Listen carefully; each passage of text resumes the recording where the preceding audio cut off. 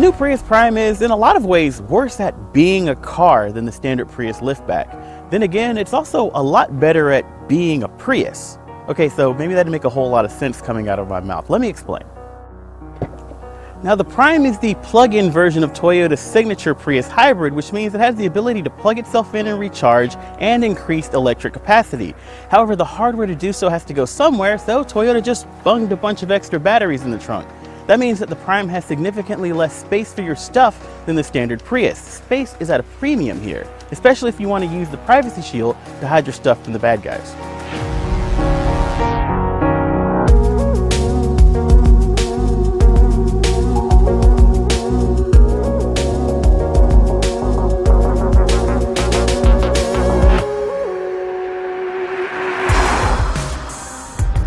Now on the road, the Prime feels, well, like what it is, a heavier version of Toyota's Prius.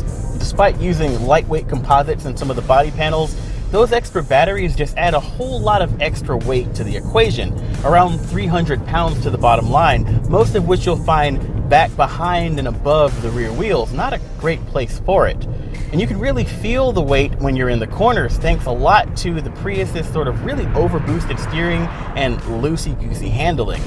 You can also feel the weight when you're doing things like accelerating up a hill or trying to maintain a freeway speed. Generally speaking, the gasoline portion of this hybrid powertrain really just sort of feels like it's always working harder than it needs to.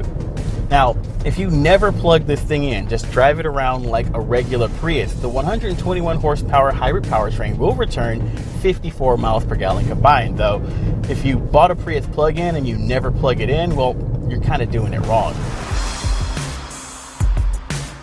A recharge takes around 2 hours at level 2 speeds and will net you about 25 miles of gasoline-free, fully electric motoring. It'll also pull the EPA's estimate up to 133 combined miles per gallon equivalent.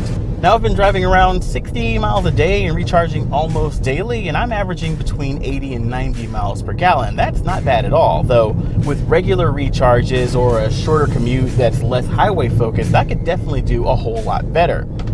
Now the efficiency is great, but the thing that I really like about plug-in hybrids like the Prime here is the flexibility that they give you over your energy. So, for example, I don't need to use my 25 miles of electric range at the beginning of the trip. If I've got a long highway leg, I can push a button and force it into hybrid operation and save my electric range for the more densely packed city area at the end of the trip, where it'll make a bigger impact on the fuel economy. Or I can just let the computer figure it all out. It's as complex or as simple as I need it to be.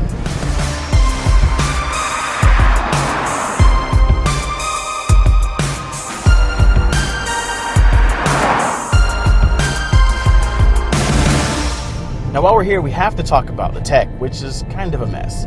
Toyota's outfitted the Prime with this large, vertically oriented touchscreen system, which is flashy, but also kind of terrible.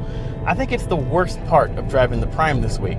Physically, the screen tends to get glare and washes out in the sunlight, so you got this huge screen and half the time you can't see anything on it.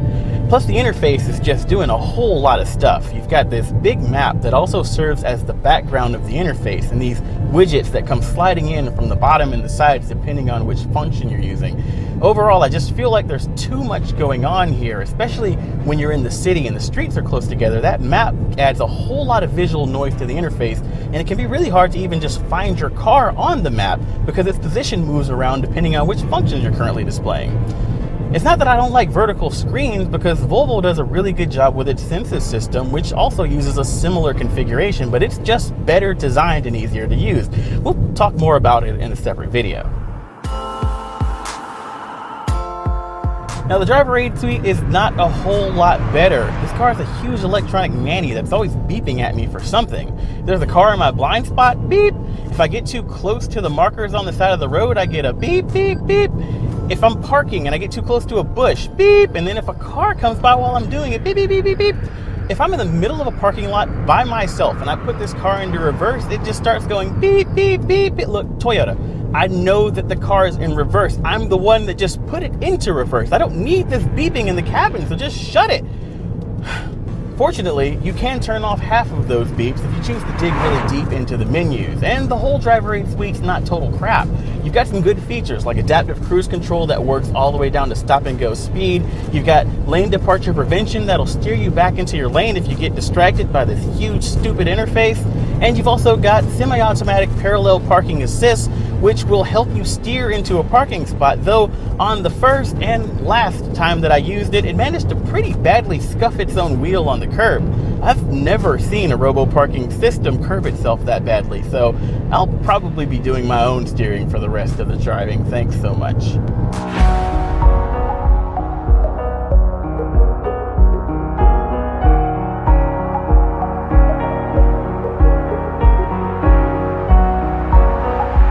Now, when I say that the Prime is a worse car but a better Prius, I mean that those things that make a good car good, cargo capacity, handling and performance, being easy to live with on a day-to-day basis, are just not as good here as they are in the standard model. Though, for those compromises, the Prime does return a lot better fuel economy and much better potential for efficiency. And as we all know, MPGs are what make a Prius a Prius. The Prius Prime starts at around $27,000 for the entry model, which, interestingly, if you get all the tax credits and incentives, ends up being a little bit cheaper than the standard Prius on the bottom line. However, this advanced model with all its bells and whistles starts at around $33,000. Now, the Prius Prime is not a disappointment, but it is disappointing. Believe it or not, I'm actually a fan of the standard Prius of this generation, though don't go telling everybody that. But Toyota actually had a really good starting point on which to build its plug-in hybrid model. But instead, it decided to go meddling with all those things that don't really matter to the driving experience, creating a lot of unnecessary compromises and small frustrations that just make the Prime hard to live with on a daily basis, even though its plug-in hybrid powertrain is more efficient and more flexible, making it a much better bargain and a much better Prius.